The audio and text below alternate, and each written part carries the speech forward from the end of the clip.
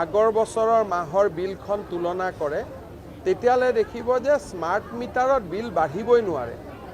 বৰঞ্চ smart meter লগালে মানুহে ইলেক্ট্ৰিচিটি মিতব্যয়িতাৰে ব্যয় কৰে আৰু তাৰ ফলত ইলেক্ট্ৰিচিটিৰ খৰচ কমিহে যায়।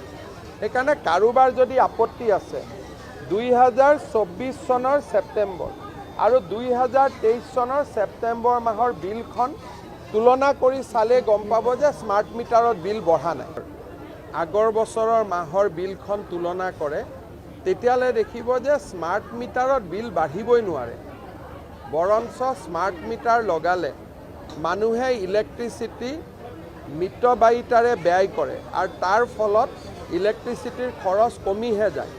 সেইকাৰণে কাৰোবাৰ যদি আপত্তি আছে 2024 চনৰ ছেপ্টেম্বৰ আৰু 2023 চনৰ ছেপ্টেম্বৰ মাহৰ বিলখন তুলনা কৰি চালে গম পাব যে স্মাৰ্ট মিটাৰত বিল বঢ়া নাই। আগৰ বছৰৰ মাহৰ বিলখন তুলনা কৰে তেতিয়ালে দেখিব যে স্মাৰ্ট মিটাৰত বিল বাঢ়িবই নোৱাৰে। বৰঞ্চ স্মাৰ্ট মিটাৰ লগালে মানুহে ইলেক্ট্ৰিচিটি মিতব্যয়িতাৰে ব্যয় কৰে আৰু তাৰ ফলত ইলেক্ট্ৰিচিটিৰ খৰচ কমিহে যায়। সেইকাৰণে কাৰোবাৰ যদি আপত্তি আছে 2024 চনৰ ছেপ্টেম্বৰ আৰু 2023 চনৰ ছেপ্টেম্বৰ মাহৰ বিলখন তুলনা কৰি চালে গম পাব যে স্মাৰ্ট মিটাৰত বিল বঢ়া নাই।